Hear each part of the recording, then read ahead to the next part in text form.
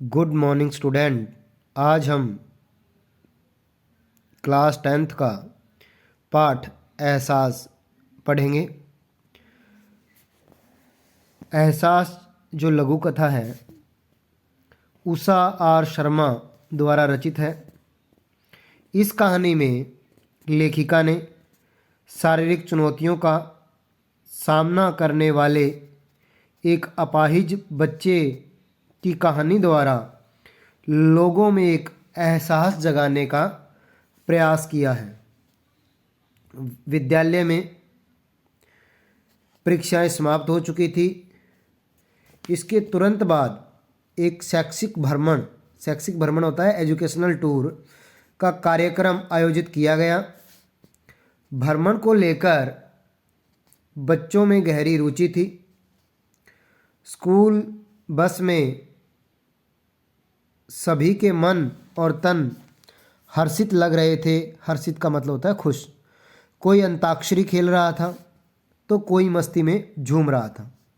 लेकिन इन सब के बीच दिवाकर चुपचाप गुमसुम सा बैठा हुआ था। वह बस की खिड़की से अंदर बाहर देख रहा था। उसके पिता का ट्रांसफ़र यानी बदली हाल ही में हुआ था। पहले वह गांव के स्कूल में पढ़ता था। वह शारीरिक रूप से अपाहिज था। उसे वैशाखियों का सहारा लेकर चलना पड़ता था। उसकी अध्यापिका नीरू का व्यवहार तथा प्यार उसकी हिम्मत को बढ़ाता था। जल्दी ही रोज गार्डन आ गया। सभी छात्र छात्राएं खुशी से झूमते हुए पार्क में पहुंचे। पार्क में तरह तरह के फूल थे, झूले थे। अध्यापिका नीरू बच्चों को रिफ्रेशमेंट बांट रही थी। वहीं पास में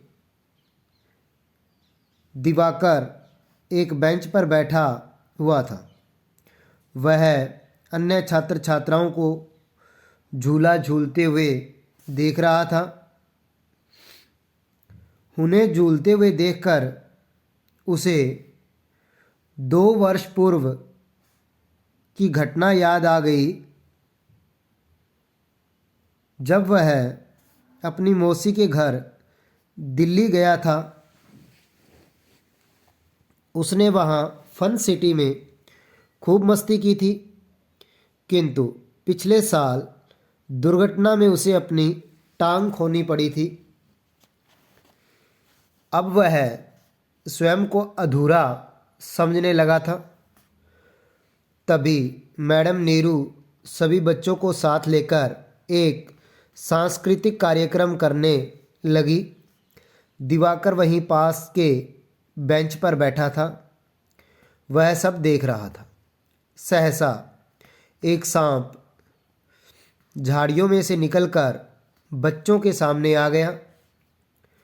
अपने सामने सांप को देखकर सभी छात्र छात्राएं और अध्यापिका डर गई।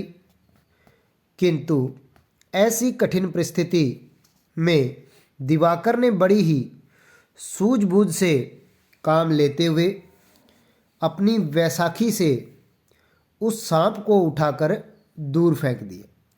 सभी की जान में जान आ गई। मैडम नीरू ने दिवाकर को शाबाशी देते हुए कहा, दिवाकर, तुमने आज हम सब की जान बचाई है। तुमने तो कमाल कर दिया। तुम वाकई बहादुर हो, असली हीरो हो। अगली सुबह विद्यालय की प्रार्थना सभा में, यानी जो मॉर्निंग असेंबली होती है, उसमें प्राचार्य महोदय के द्वारा दिवाकर को उसकी सूझबूझ और वीरता के लिए सम्मानित किया गया। उस दिन दिवाकर को स्वयं में पूर्णता का एहसास हो रहा था। यानी जो दिवाकर जो अपने आप को अपाहिज अपूर्ण समझ रहा था, और जिस दिन उसके एक साहस बड़े काम के लिए जब प्राचार्य द्वारा उसको सम्मानित किया गया, तो उसे अपने आप में पूर्णता का एहसास हुआ। और यही एहसास इस कहानी का शीर्षक बना। तो स्टूडेंट, आपको ये कहानी अच्छे से समझ में आ गई होगी। इसके क्वेश्चन आंसर नेक्स्ट वीडियो में डाल देंगे। आपने इस कहानी को अच्छे से पढ़ना है। Thank you.